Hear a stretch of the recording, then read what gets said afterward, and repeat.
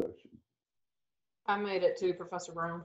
Oh, okay. Miranda, you're there? Yes, sir. Okay, we're starting here. Corey is on with us.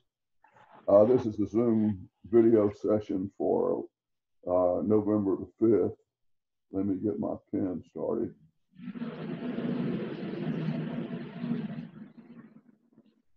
So the Zoom video session for November the 5th. And this is a week of our test 4, which will be Thursday and Friday. And I expect everybody to get the test done over that 48-hour period. What I plan to do in this session is talk about the things that will be covered on test 4. And there'll be general definitions and principles in introductory probability theory. You have those in your notes, and actually you can carry your notes to the test. Obviously, you'll have to calculate the probability for various situations. You need to understand how to calculate odds. You need to understand how to calculate combinations and permutations, and the expected value, and understand the normal distribution. And if you've done the homework, you're probably in pretty good shape, because looking at the test itself, it's basically the same kind of problems. But what we're going to do is go over some of these definitions. I think you already know what the probability of an event is. It would be the number of outcomes corresponding to the event E divided by the total number of equally likely outcomes. An impossible event has a probability of 0, and a certain event that's absolutely going to happen has a probability of 1, and the probability should always be between 0 and 1. Complement of an event is the event does not happen, and we call that E with a bar over it. The probability of the event not happening is 1 minus the probability of it happening. I know you've worked all kinds of problems in the homework relating to this. Then comes odds. The definition is the ratio of the probability that it will happen to the probability it won't happen. Then we've got fundamental counting principles. If you got M items in one category and N items in another category, then the total number of available choices is going to be M times N. And you can extend this to M, N, K, L, M, any number that you want to.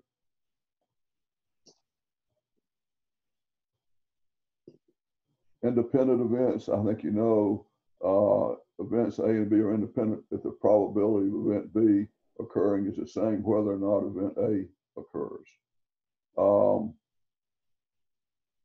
The probability that A and B occur, then if they're independent, is just the product of the two probabilities. An example when they're not independent is if you're trying to say, draw a red card from a deck of 52 cards, and you are going to pick 2 cards and not replace them. So the probability of getting, say, a red one on the second depends on what you got on the first one. The probability of either A or B occurring can be illustrated by the Venn diagram here. These two events, A and B, actually have some overlapping parts. And to get the total probability of A or B, which would be this, you would add up the probability of A plus the probability of B, and then subtract the probability that A and B can occur. Now, they are mutually exclusive if they do not share any common outcomes. And then you might draw a diagram like this. In other words, there are no common outcomes.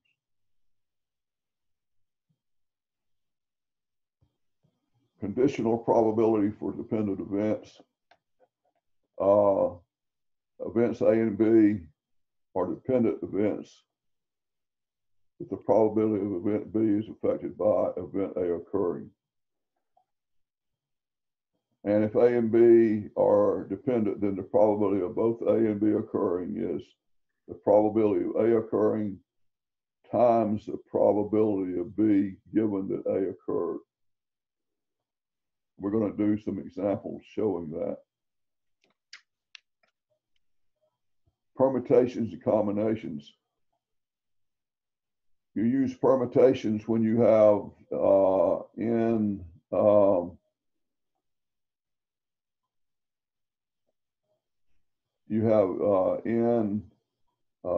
say objects taken R at the time.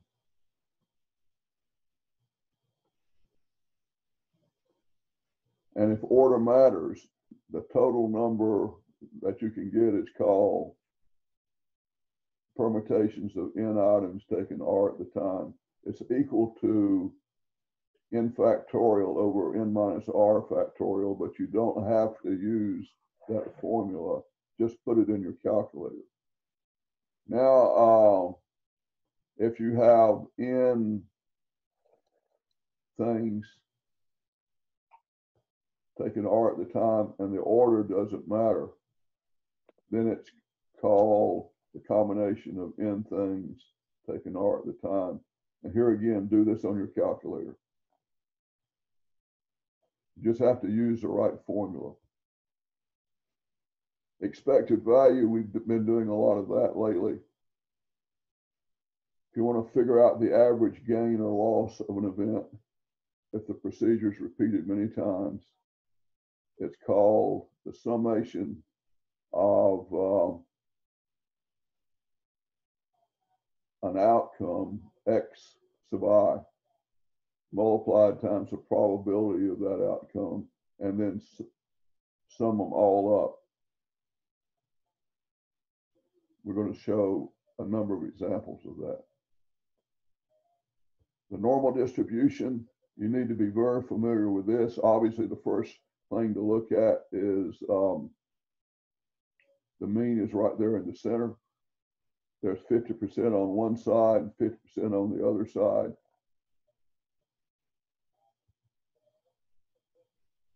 And you'll need to be able to use these facts. Here, 50% are below the mean, 50% above the mean. Data values farther from the mean become increasingly rare. That's clear. And it's bell-shaped with tapering tails that never touch the horizontal axis, but get as close as you could ever want to. Almost all the area under the curve is within 3 standard deviations. The area under the curve is 1 or 100%. So you need to keep those facts in your mind. And we have the empirical rule that 68% of the data is within plus or minus 1 standard deviation, 95% within plus or minus 2, and 99.7 between plus or minus 3. And there's still a little bit out here to the right and a little bit out here to the left. And for instance, suppose we ask how much is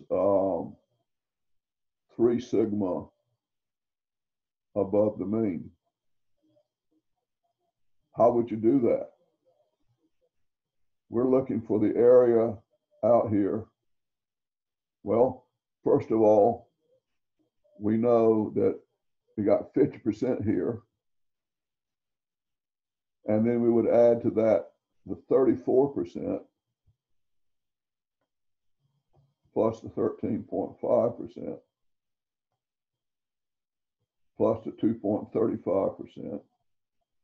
And somebody add all that up. I don't have my calculator with me. 50, 34, 13 and a half, 2.35.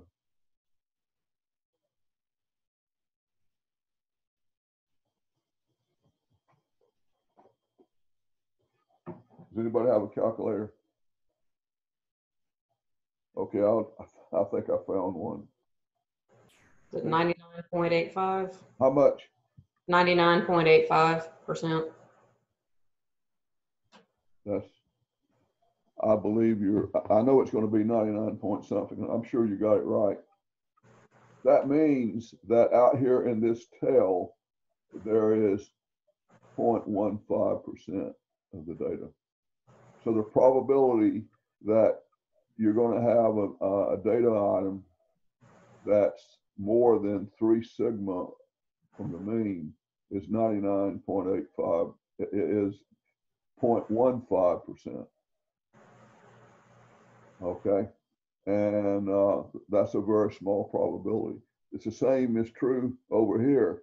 This tail over here is going to have 0.15%. Okay. Then we have the concept of standard scores when data is not 1, 2, 3, 4, or 5 sigma standard deviations away. We call it a z-score. And if z is positive, then the data value is above the mean. If z is negative, the data value is below the mean. And we calculate the z by taking the data, subtracting the mean, and dividing by sigma. So it's x minus the mean divided by the standard deviation. I think we did this example before, a normally distributed math scores on a math exam with a mean of 72, a standard deviation of 8. So this would be 80, this would be 88, this would be 96. And I'll leave it to you to subtract 8 and fill this in. Now, I'm going to actually redo one of the problems we had in last week's conference and sort of lay it out a little easier or a little clearer than we did last week. You might remember we had some very large numbers and I was writing some pretty large numbers with my pen and I was running out of room to do it. So let's go over this one again. We have a lottery. This is what I would call the granddaddy of all the expected value problems and probability of winning the lottery. We have 40 balls numbered 1 through 40, and 8 of them are drawn at random. You can win $1 million and compute the probability that you win the $1 million prize. And you already know that the possible outcomes are a combination of 40 things taken 8 at the time. And that number comes out to be 76904685. Now, we want to calculate the expected value if a ticket costs $2, compute the expected value to the state if 10,000 lottery tickets are sold, round to the nearest dollar. I actually have the answer here. And then we want to calculate the expected value to you if you're crazy enough to spend 10,000 to buy 10,000 lottery tickets. Now, here I've tried to outline this a lot clearer. what you do in all of these is figure out the outcomes that you're trying to figure out. One outcome is that nobody wins. Okay, now this is for the expected value to the state. If nobody wins, okay, the state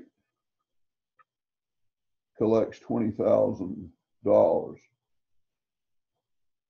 probability that nobody wins is going to be that the large number of all the possibilities minus the 10,000 that were sold. So this is a very high probability. It's like 99 point something that nobody wins. Now, if somebody wins, the state is going to be out $980,000. So the value for that is $980,000. That's basically 100,000 minus the 20,000 that it got in selling the lottery tickets. So the probability that somebody wins is going to be the 10,000 lottery tickets, or not lottery tickets, but 10,000 possible combinations that could come up that somebody bought, divided by the total number. And so now the expected value is going to be simply 20,000 times the probability of that outcome minus 980,000 times the probability of that outcome. And if you do all the multiplication, it comes out to be this number, which rounds off to the nearest dollar of $19,870. Now, the expected value to the player himself, in other words, if you decide you're going to spend all that money on lottery tickets, an outcome is that you could win. The value to you is $980,000, which is the $1 million minus the 20,000 you spend on the tickets. The probability that you're going to win is 10,000 over the total number of outcomes. You could also lose. If you lose, you're basically out $20,000. And the probability of losing is this number, which we'd calculated before. And of course, the top is just the total number of outcomes minus 10,000. So the expected value is 980,000 times the probability that you win minus $20,000 times the probability that you lose. And lo and behold, you get minus 19,870, which is the negative of the value for the state. Basically shows it's a zero-sum game.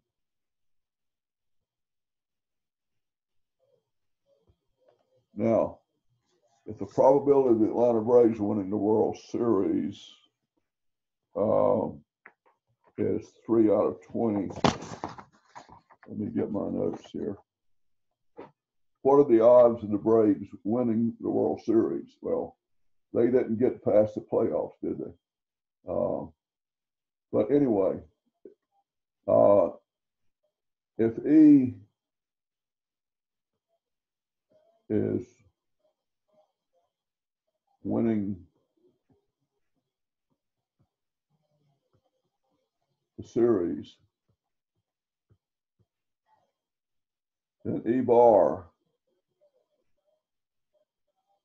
is equal to 1 minus 3 over 20. That's a probability of not winning. It's going to be 17 out of 20. So the odds for winning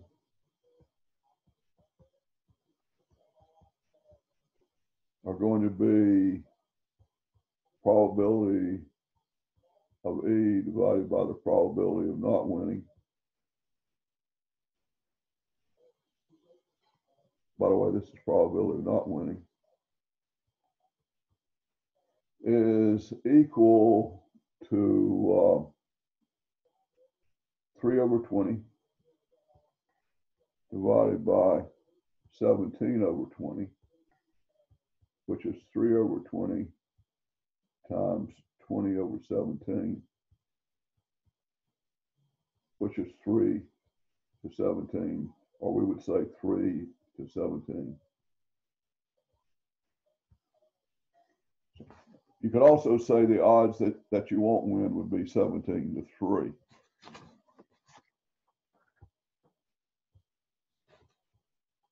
Some of these are very simple polls showing that 53% of Americans say they believe that UFOs exist.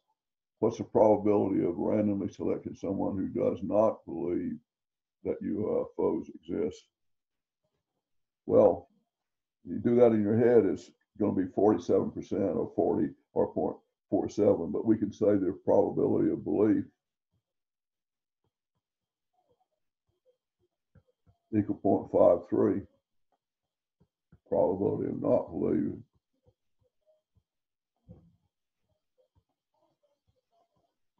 is 1 minus 0.53 equal 0.47 or 47%.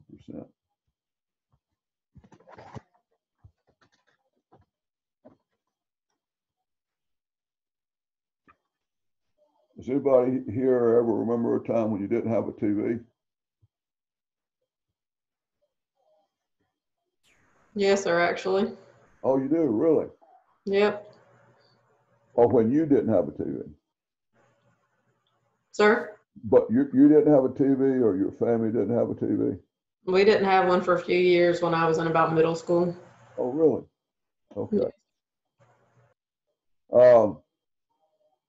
I don't know whether this data here is accurate.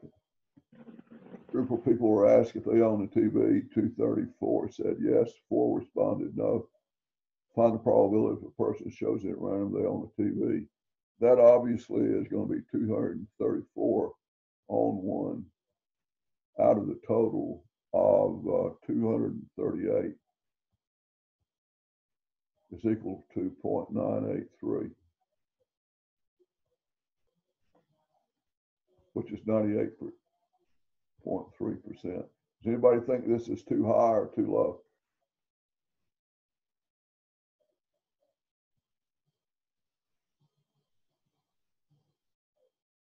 Anybody got any idea, Corey?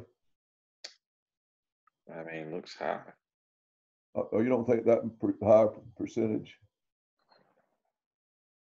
I mean, look, yes, that's a high percentage of people that, yeah, they have a TV. Yeah. You think that's too high?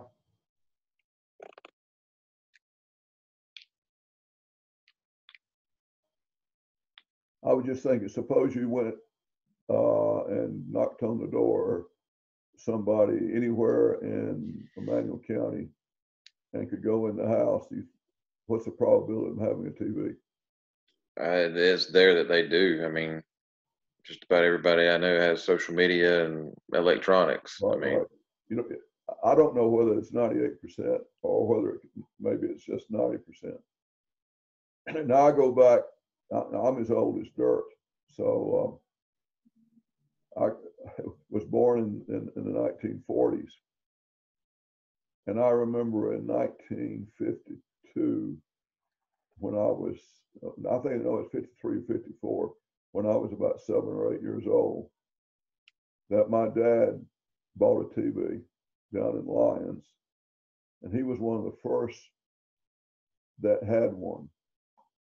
And in order to receive the signal from Atlanta, which was the closest, he had to put up a tall tower. And I remember people coming over to our house to look at it, because I think there may have been in the town of Lyons only maybe 4 or 5 TVs. And I remember when I was about 8 or 9 years old, watching Queen Elizabeth crowned Queen of England, when they took the film from London and put it on a plane and sent it to New York, and then broadcast it. And I saw that very clearly. That's the first TV I remember. Anyway, that has nothing to do with working the problem. Okay, students in a history class, test grades. Here's the data. You'll probably have something that has a chart like this. It has male and female in the grades A, B, and C, and various questions about related to probability related to the data. If a student is chosen at random, find the probability that the student was male. Well, it turns out there are 43 male students out of a total of 90. So the probability is going to be 43 out of 90. Be sure and read the question carefully. This particular one was real easy. But if one student is chosen at random, find the probability that the student was male and got a B. Okay. Now, in this case, the total number that were male is 43, but the total number that were male and got a B was just 10. So, and got a B is 10 out of 90 equal 1/9. Now, if a student is chosen at random, find the probability that the student was male or got a B. Let me erase some stuff here. We want to find the probability that the student was male or got a B. Well, there are 43 males and there are 20 females that got a B. So the students that were male or got a B are going to be 43 plus 20 equals 63. Male or got a B. So the probability is equal to 63 over the 90, which is equal to 21 over 30, which is equal to 7/10. Now, the last question, if one student is chosen at random, find the probability the student was male, given that they got an A. Now,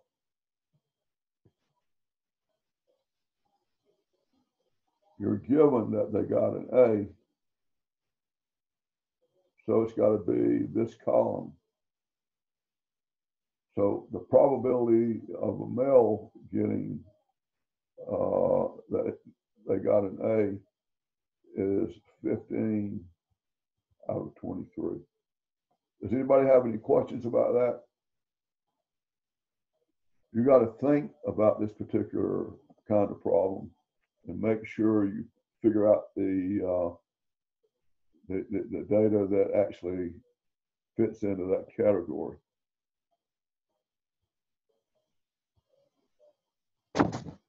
Now, Emanuel County, I made up some of these myself. A Emanuel County Planning Committee is to consist of 4 persons from Swainsboro, 3 from ECI, and 2 from Oak Park. I may have left out a town, I'm not sure. Swainsboro has 10 qualified persons. ECI has 8 qualified, and Oak Park has 7 that are qualified. In how many ways can the committee be chosen? Well, Swainsboro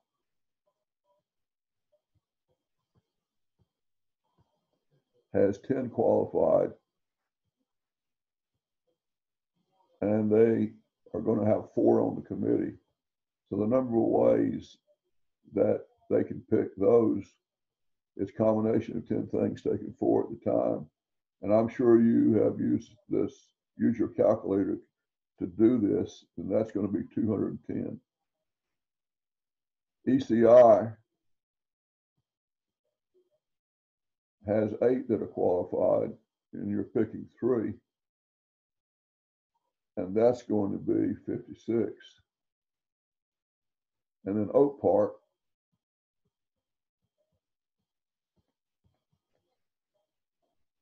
has 7 that are qualified, and they only get 2. That combination is 21. So the total possibilities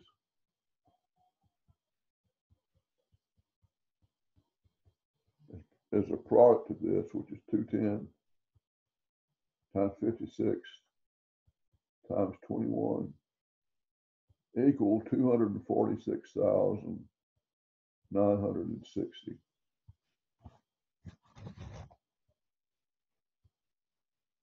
Okay, an exclusive car show, at an exclusive car show, only 10 cars are going to be displayed. The person planning the show has 15 snazzy cars from which to choose. Order is not important. How many different 10-car lineups are possible? Well, that would be a combination of 15, taking 10 at the time. And if you put that in your calculator, there are 3,003 possible 10-car shows that he could put together.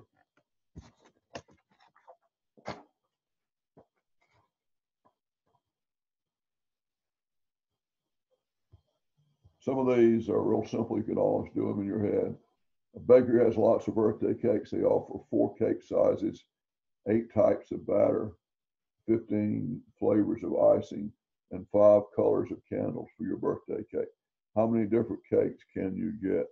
Well, obviously that's going to be 4 times 8 times 15 times 5 equals 2,400.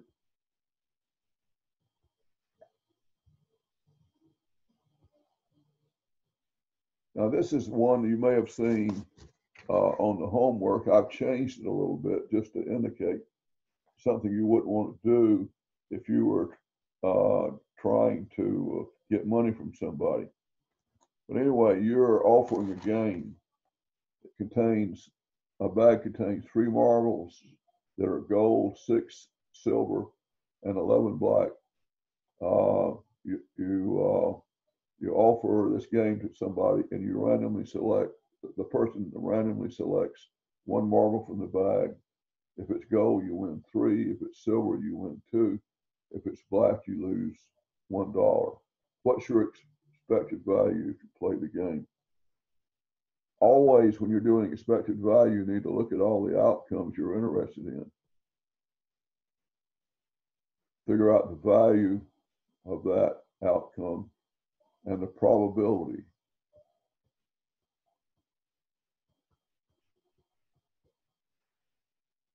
If it's gold, you get $3. And the probability, since there are 20 marbles, would be 3 out of, there are 3 gold marbles, so that'd be 3 out of 20. Silver,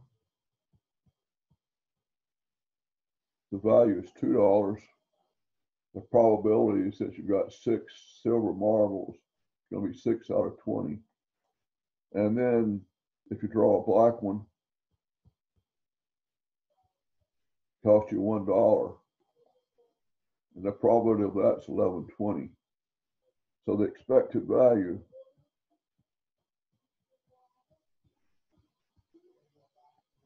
is going to be 3 times 3 over 20 plus 2 times 6 over 20 minus 1 times 11 over 20. And that is going to be 9 plus 12 minus 11 over 20 equal 10 over 20 is equal 50 cents. Now that means if you kept doing this you're going to take all the money away from the guy who set this up because your expected value is 50 cents. He would be crazy to offer this. Probably recall that the one that was in the homework, the expected value was negative.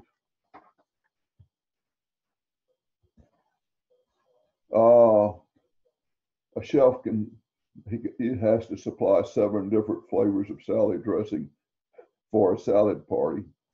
He or she finds 20 flavors at Publix. How many different selections can he or she make? That's just going to be a combination of 20 things, taking 7 at the time, which is 77,520.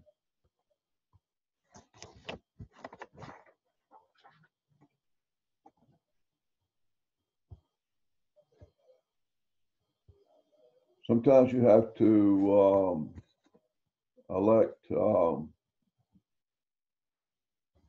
chairs and vice chairs and a secretary for a committee. 20 students are eligible to lead a committee for the senior prom. How many ways can you put together a chair, a vice chair, and a secretary? Well, chair, vice chair, and secretary. Well, you'll pick the chair and there are 20 possibilities. Once you pick the chair, there are 19 possibilities for vice chair. And once you've done the vice chair, there are 18 possibilities for the secretary. So the total will be 20 times 19 times 18 equals 6840.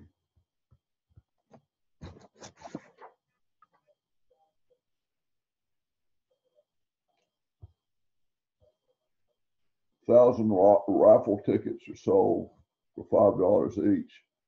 Grand prize is $800. 2 consolation prizes are $100 each. And Jeremy purchases 1 ticket. Find his expected value. Outcome,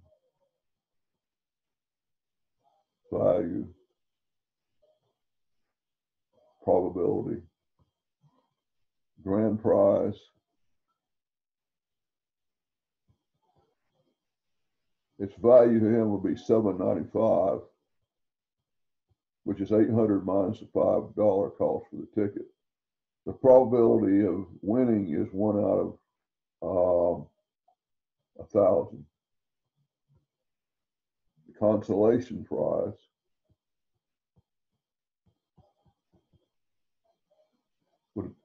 value would be $95. That's 100 minus the $5 cost for the ticket. And the probability of consolation is 2. There are 2 of those, so it'd be 2 out of 1,000. And then he could lose, which he would be out $5. And the probability of losing would be the 997 other tickets that would not win, divided by 1,000. So expected value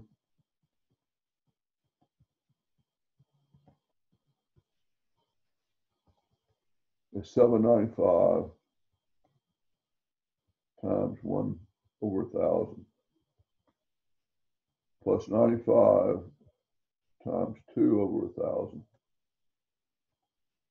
minus 5 times 997/1,000, which if you multiply all that all out, you'll get 4,000 minus 4,000 over 1,000, which is minus $4. So your expected value is to lose $4 if you kept playing this game.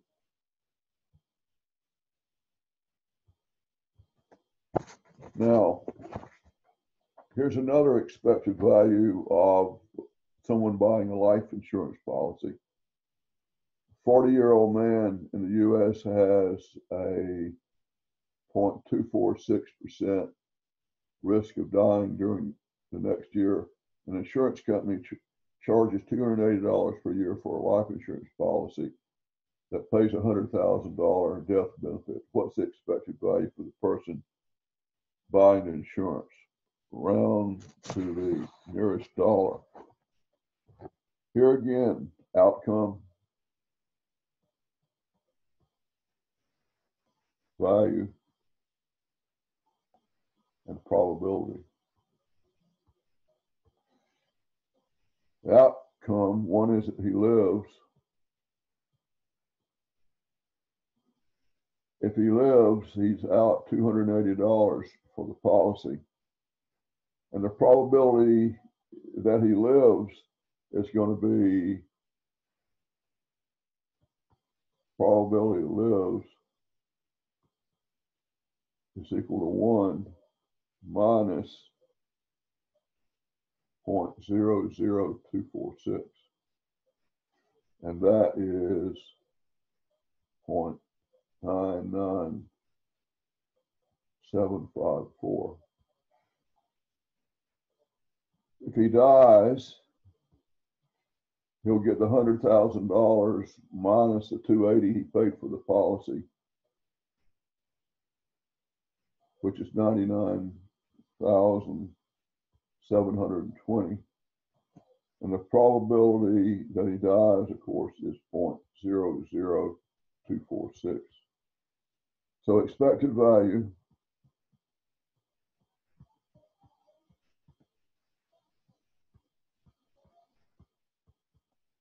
is minus 280 times 0.99754 plus 99,720 times 0.00246, and that is equal to minus $34. That means basically that the insurance company should be making about $34 for each policy it sells.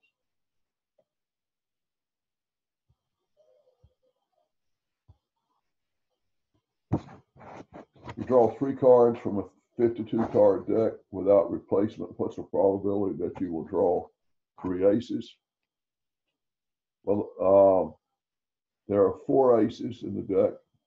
You're not going to replace anything you draw. The probability that the first one is an ace is 4 out of 52. Probability the second one is an ace is 3 out of 51, given that the first one was an ace. And then the third one, you have 2 aces left out of 50.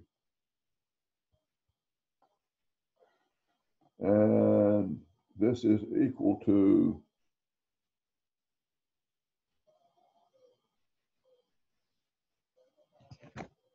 let me get my calculator out.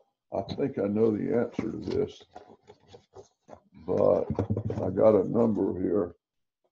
Obviously, it's going to be 12 times 2, 24 out of 52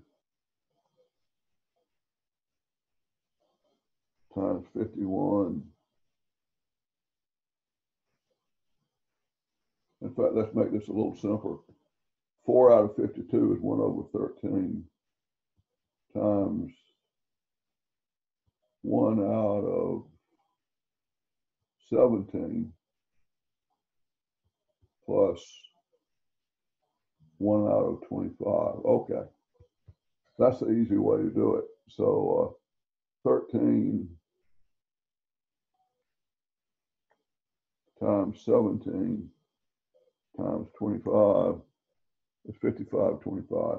So the answer is 1 out of 5525. I just realized that these were going to be able to be reduced.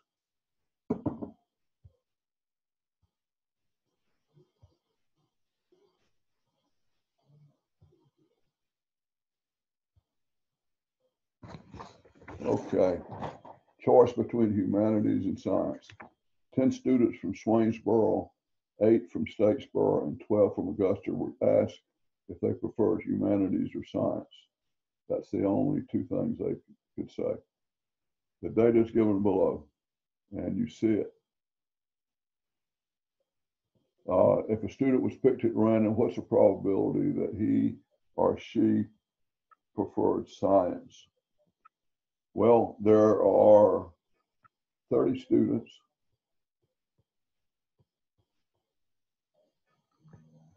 and 12 prefer science, so the probability is 12 out of 30 equals 2/5. A student was picked at random, and you were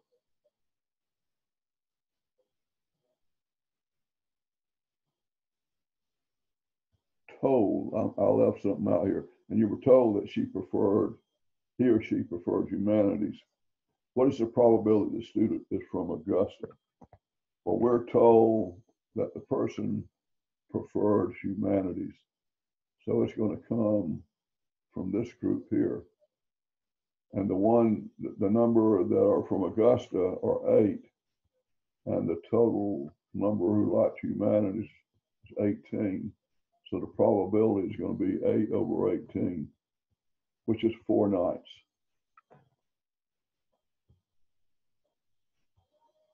Now, these are pretty straightforward. Fill in the blanks in a normal distribution, 50% above the mean, 50% below the mean. And then you can get your notes and figure out how many are 1 standard deviation, 2 standard deviation, and 3 standard deviations away.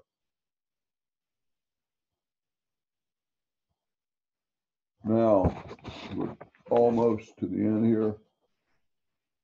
Calculating z-scores.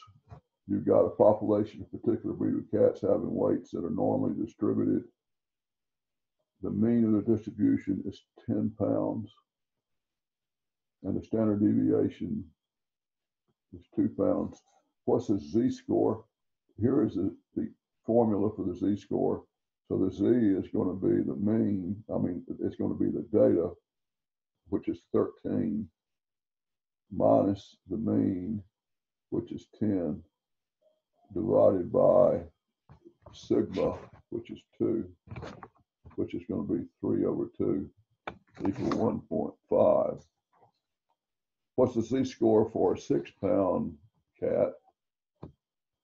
Here z would be 6 minus 10 over 2, equal minus 4 over 2, equal minus 2.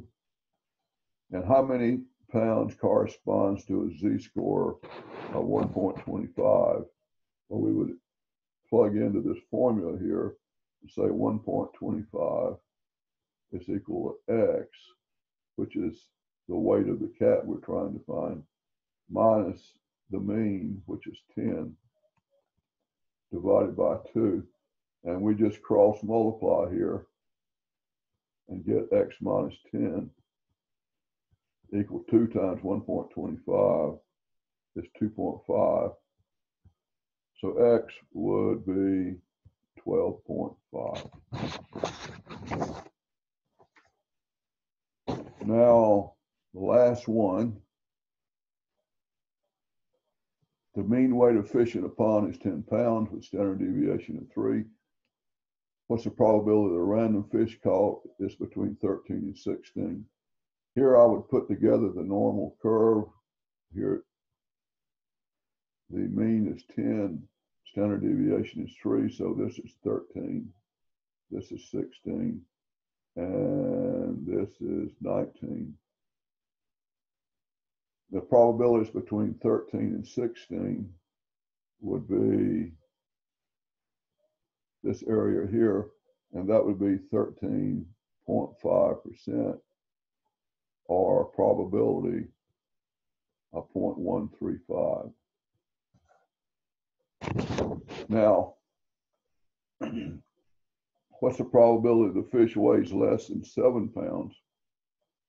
Well, here is 10, here is 7.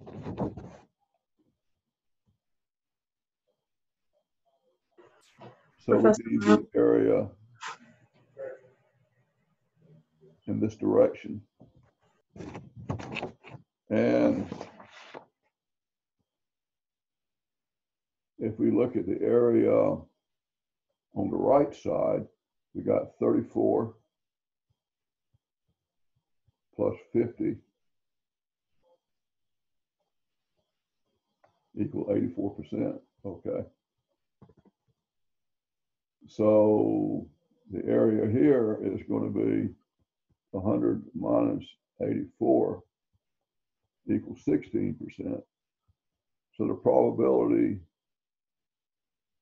X is less than 7 pounds is going to be 0.16. And that is the review problems. Does anybody have any questions? Are you still with me? I'm here, sir, but I do need to sign out, but I really appreciate it going through. Okay, you can take, if you can work these problems, you ought to be in good shape. Corey, are you okay? It looks like he may have signed off. Okay, okay. Thank you for coming, and I'll put this up, and I hope that it'll be helpful for students. Do you have any questions about anything? I don't today, but thank you so much. Okay, take it easy. Bye-bye. All right.